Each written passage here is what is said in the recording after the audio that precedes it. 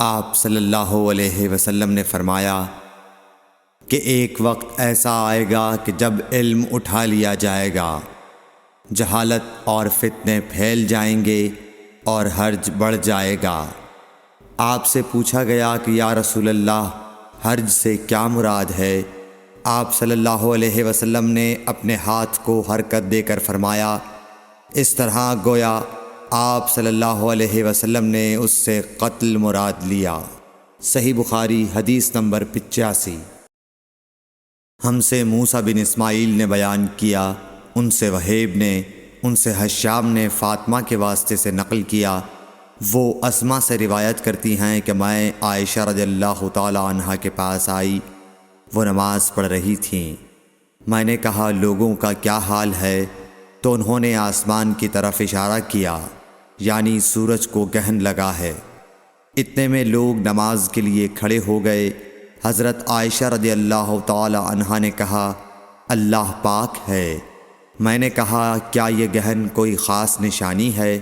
انہوں نے سر سے اشارہ کیا، یعنی ہاں۔ پھر میں بھی نماز کے لیے کھڑی ہو گئی، حتیٰ کہ مجھے غش آنے لگا تو میں اپنے سر پر پانی ڈالنے لگی۔ پھر نماز کے بعد رسول اللہ صلی اللہ علیہ وسلم نے اللہ تعالیٰ کی تعریف کی اور اس کی صفت بیان فرمائی۔ پھر فرمایا جو چیز مجھے پہلے دکھلائی نہیں گئی تھی، آج وہ سب اس جگہ میں نے دیکھ لی، یہاں تک کہ جنت اور دوزخ کو بھی دیکھ لیا۔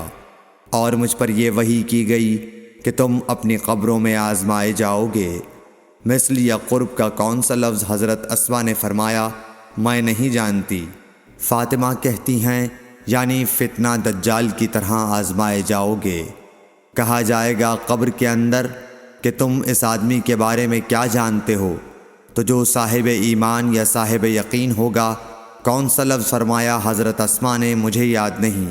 وہ کہے گا وہ محمد اللہ کے رسول صلی اللہ علیہ وسلم ہیں، جو ہمارے پاس اللہ کی ہدایت اور دلیلیں لے کر آئے تو ہم نے ان کو قبول کر لیا اور ان کی پیروی کی۔ وہ محمد صلی اللہ علیہ وسلم ہیں۔ 3 بار اسی طرح کہے گا۔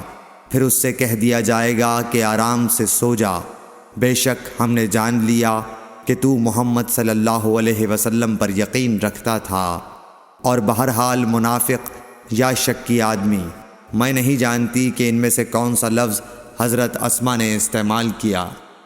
تو وہ منافق یا شکی آدمی کہے گا کہ جو لوگوں کو میں نے کہتے سنا، میں نے بھی وہی کہہ دیا، باقی میں کچھ نہیں جانتا۔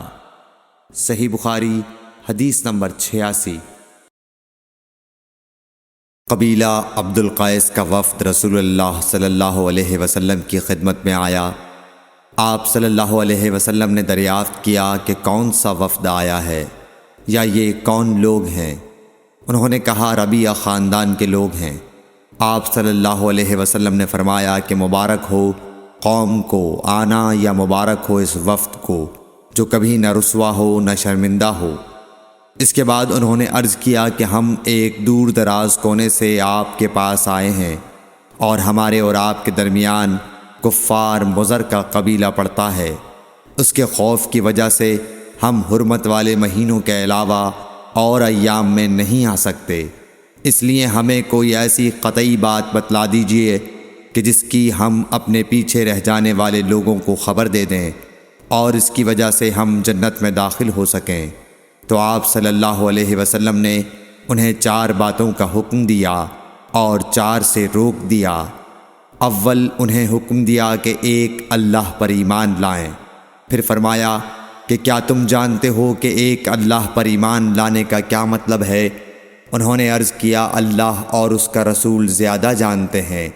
آپ صلی اللہ علیہ وسلم نے فرمایا ایک اللہ پر ایمان لانے کا مطلب یہ ہے کہ اس بات کا اقرار کرنا کہ اللہ کے سوا کوئی معبود نہیں، اور یہ کہ محمد صلی اللہ علیہ وسلم اللہ کے سچے رسول ہیں، اور نماز قائم کرنا، زکوٰۃ ادا کرنا اور ماہ رمضان کے روزے رکھنا، اور یہ کہ تم مال غنیمت سے 5واں حصہ ادا کرو، اور 4 چیزوں سے منع فرمایا: دبا، حنتم، مضفت کے استعمال سے۔ اور چوتھی چیز کے بارے میں شعبہ کہتے ہیں کہ ابو حمزہ بسا اوقات نقیر کہتے تھے اور بسا اوقات مقیر۔ اس کے بعد رسول اللہ صلی اللہ علیہ وسلم نے فرمایا کہ ان باتوں کو یاد رکھو اور اپنے پیچھے رہ جانے والوں کو بھی ان کی خبر کر دو۔ صحیح بخاری حدیث نمبر 87۔ عقبہ نے ابو احاب بن عزیز کی لڑکی سے نکاح کیا تو ان کے پاس ایک عورت آئی اور کہنے لگی کہ میں نے عقبہ کو اور جس سے اس کا نکاح ہوا ہے اس کو دودھ پلایا ہے۔ یہ سن کر عقبہ نے کہا مجھے نہیں معلوم کہ تو نے مجھے دودھ پلایا ہے، نہ تو نے کبھی مجھے بتایا ہے۔ تب سوار ہو کر رسول اللہ صلی اللہ علیہ وسلم کی خدمت میں مدینہ منورہ حاضر ہوئے اور آپ سے اس کے متعلق دریافت کیا تو آپ صلی اللہ علیہ وسلم نے فرمایا کس طرح تم اس لڑکی سے رشتہ رکھو گے، حالانکہ اس کے متعلق یہ کہا گیا۔ تب عقبہ بن حارث نے اس لڑکی کو چھوڑ دیا اور اس نے دوسرا خاوند کر لیا۔ صحیح بخاری حدیث نمبر 88۔ روایت ہے کہ میں اور میرا ایک انصاری پڑوسی دونوں اطراف مدینہ کے ایک گاؤں بنی امیہ بن زید میں رہتے تھے جو مدینہ کے پورب کی طرف بلند گاؤں میں سے ہے۔ ہم دونوں باری باری حضرت صلی اللہ علیہ وسلم کی خدمت شریف میں حاضر ہوا کرتے تھے۔ ایک دن وہ آتا، ایک دن میں آتا۔ جس دن میں آتا اس دن کی وحی کی اور رسول اللہ صلی اللہ علیہ وسلم کی فرمودہ دیگر باتوں کی اس کو خبر دے دیتا تھا، اور جب وہ آتا تو وہ بھی اسی طرح کرتا۔ تو ایک دن وہ میرا انصاری ساتھی اپنی باری کے روز حاضر خدمت ہوا۔ جب واپس آیا تو اس نے میرا دروازہ بہت زور سے کھٹکھٹایا اور میرے بارے میں پوچھا کیا عمر یہاں ہیں؟ میں گھبرا کر اس کے پاس آیا۔ وہ کہنے لگا کہ ایک بڑا معاملہ پیش آ گیا ہے، یعنی رسول اللہ صلی اللہ علیہ وسلم نے اپنی بیویوں کو طلاق دے دی ہے۔ پھر میں اپنی بیٹی حفصہ کے پاس گیا، وہ رو رہی تھی۔ میں نے پوچھا کیا تمہیں رسول اللہ صلی اللہ علیہ وسلم نے طلاق دے دی ہے؟ وہ کہنے لگی میں نہیں جانتی۔ پھر میں نبی کی خدمت میں حاضر ہوا۔